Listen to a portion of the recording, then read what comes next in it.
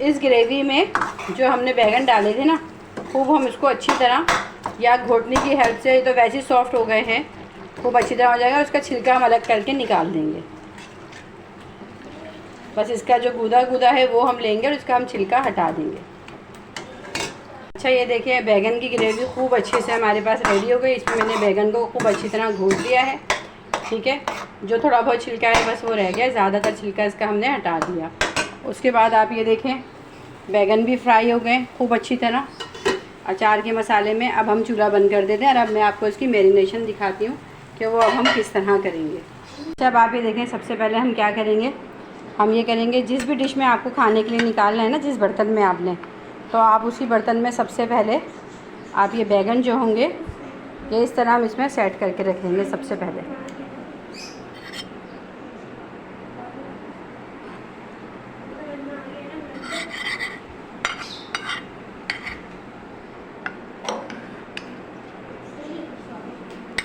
ये रखा। ठीक है, जितने आपके पास बैंगन हो आप उतने, मैंने ये, हम 4 पर्सन है, मेरी तमाम डिशेज़ इस हिसाब से होती हैं कि हम 4 पर्सन के हिसाब से बनाते हैं। अभी जितनी ये ग्रेवी है, अभी थोड़ी सी ग्रेवी इसके ऊपर डालूँगी।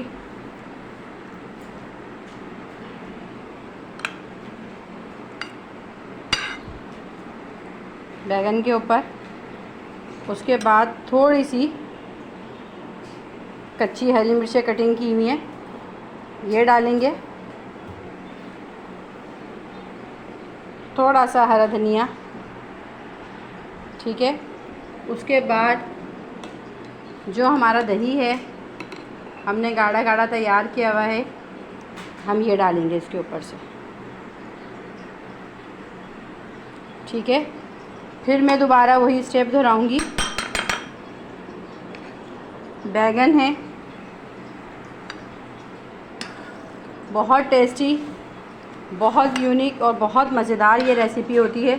आप इसको ज़रूर, ये ऐसी डिश है कि अगर आप अपने घर में दावत करती हैं किसी की, तो दावत में भी एक आइटम आप इस रेसिपी का रख सकती हैं। मेहमान 100% खुश होके जाएंगे आपके घर से। और एक यूनिक चीज़ तो फिर यूनिक ही होती है।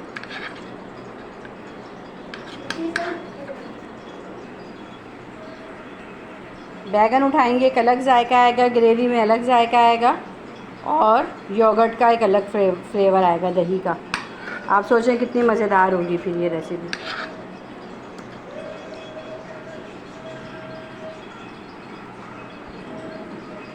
फिर मैंने वही मसाला लिया जो ग्रेवी बनाई हुई है, तमाम अच्छी तरह इसके ऊपर ऐड की खूब अच्छे से।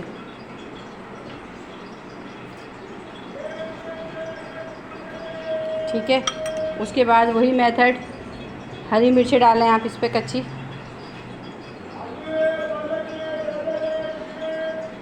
हरा धनिया इस पर खूब अच्छे से ऐड करें और फिर दही,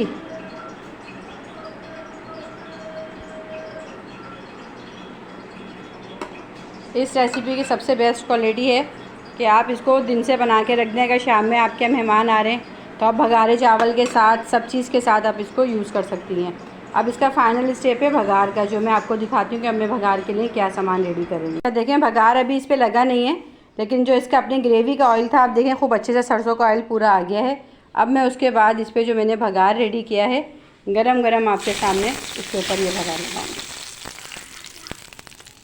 बहुत मज़ेदार, बहुत टेस्टी ये रेसिपी है। उम्मीद करती हूँ कि आप इस रेसिपी को ट्राई करेंगे, आपको पसंद आएगा। तो मेरी वीडियो को लाइक, शेयर, सब्सक्राइब करेंगे, कमेंट्स बॉक्स में बताएंगे। नेक दुआओं के साथ, नेक तमन्नाओं के साथ आपकी बहन आपसे इजाज़त चाहती है। अल्लाह हाफिज़।